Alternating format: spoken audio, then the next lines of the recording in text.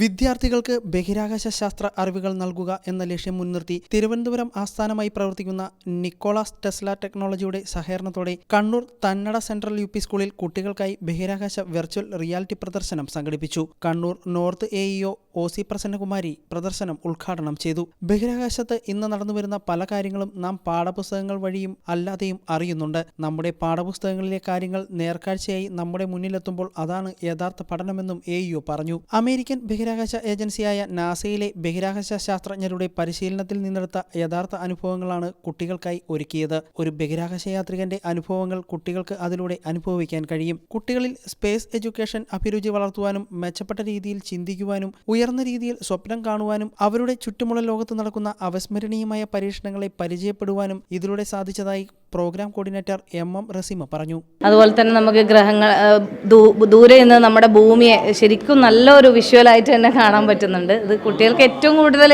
എനിക്ക് തോന്നുന്നു കുട്ടികൾക്ക് ഇത് വല്ലാത്തൊരു നല്ലൊരു എക്സൈറ്റിംഗ് ആയിട്ടുള്ള ഒരു അനുഭവമായിരിക്കും നൽകുന്നത്. ബഹിരാകാശത്തെ വിസ്മയ കാഴ്ചകൾ കുട്ടികൾക്ക് ഈ ടെക്നോളജി ഉപയോഗിച്ച് കാണാൻ സാധിക്കും. സ്കൂളിലെ ശാസ്ത്ര ക്ലബിന്റെ നേതൃത്വത്തിലാണ് പ്രദർശനം സംഘടിപ്പിച്ചത്. 300-ൽ പരം കുട്ടികൾക്കും അവരുടെ രക്ഷിതാക്കൾക്കും ബഹിരാകാശ യാത്ര പരിചയപ്പെടുവാൻ ഇതിലൂടെ അവസരം ലഭിച്ചു. News desk you talk.